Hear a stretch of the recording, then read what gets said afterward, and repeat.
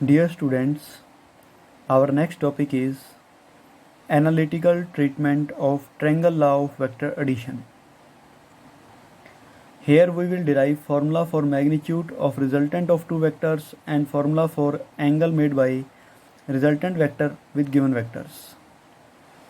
बच्चों, analytical treatment of triangle law में हम दो वेक्टर के रिजल्टेंट के मैग्नीट्यूड का फॉर्मूला ड्राइव करते हैं और रिजल्टेंट वेक्टर की डायरेक्शन भी फाइंड करते हैं। मतलब रिजल्टेंट वेक्टर गिवन वेक्टर के साथ कितना एंगल बनाता है, किस एंगल पर होता है, वो एंगल भी हम फाइंड करते हैं।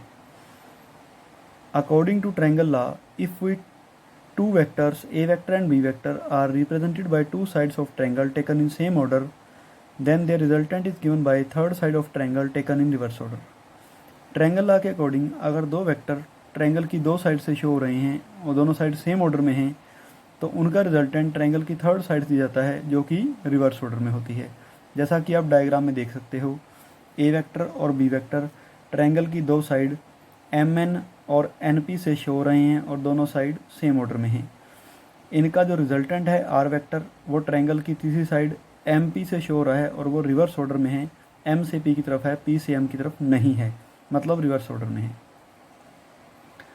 Here A vector and B vector are acting at angle theta with each other and alpha is angle made by resultant vector R vector with A vector. A vector और B vector के बीच का angle theta है, आप देख सकते हो diagram में ही, और रिजल्टेंट वेक्टर जो A वेक्टर के साथ एंगल बना रहा है वो एंगल अल्फा है।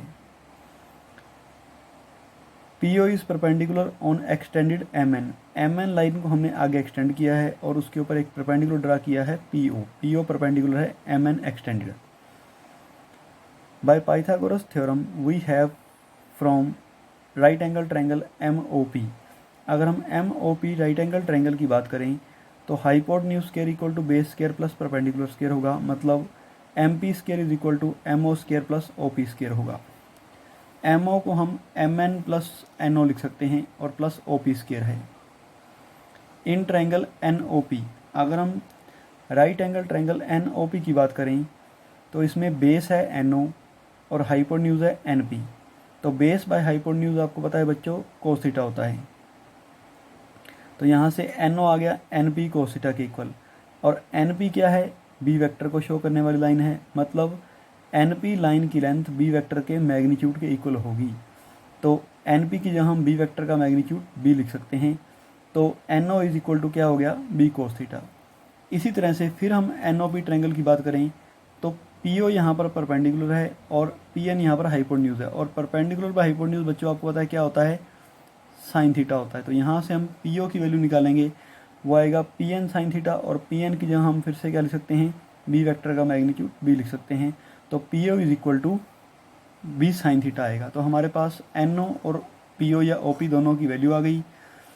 इक्वेशन 2 और 3 की वैल्यूज हम इक्वेशन 1 में पुट करेंगे और हमें रिजल्ट मिलेगा MP square is equal to MN की जगह हमने लिखा है A, क्योंकि लाइन की लेंथ वेक्टर के मैग्नीट्यूड के इक्वल होती है। तो MN लाइन जो है वो A वेक्टर का मैग्नीट्यूड शो करती है और NP जो लाइन है वो B वेक्टर का मैग्नीट्यूड B शो करती है। तो MN की जगह A, NO की जगह B कोस थीटा और OP की जगह B साइन थीटा आएगा। इनके स्क्वायर भी हमने करने हैं, फिर इसको हमने आगे सोल्व करना है।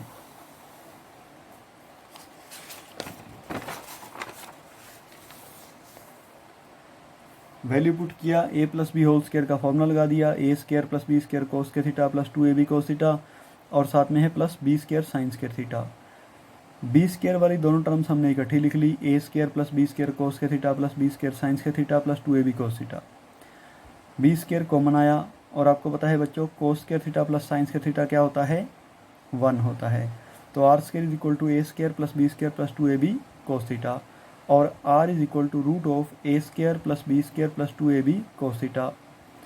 This formula gives magnitude of resultant of two vectors.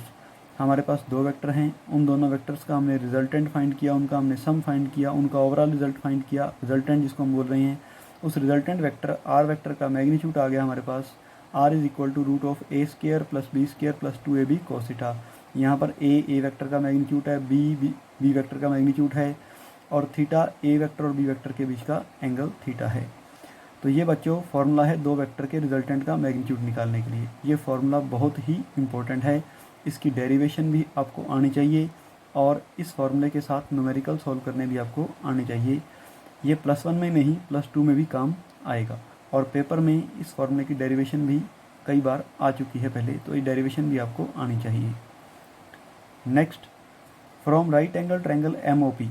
अगर हम MOP ट्रायंगल की बात करें तो उस ट्रायंगल में PO बच्चों परपेंडिकुलर है और MO बेस है। ये आप पीछे डायग्राम में देख सकते हो। तो परपेंडिकुलर बेस क्या होता है? टेंजेंट। तो यहाँ पर एंगल आएगा अल्फ़ा, टेंजेंट थीटा नहीं आएगा। थीटा तो A वेक्टर और B वेक्टर में एंगल था, वो छोटे ट्रायंगल में था। अब हम पूरे बड़े ट्रायंगल की बात कर रहे हैं, MOP ट्रायंगल की बात कर रहे हैं, इसमें एंगल अल्फ़ा आएगा। तो tangent alpha equal to perpendicular base equal to PO by MO। तो PO की वैल्यू हमने पीछे फाइंड की है B sin थीटा और MO को हम MN प्लस NO लिख सकते हैं। तो ऊपर तो B sin थीटा है, नीचे MN की जगह A और NO की जगह B cos थीटा आएगा।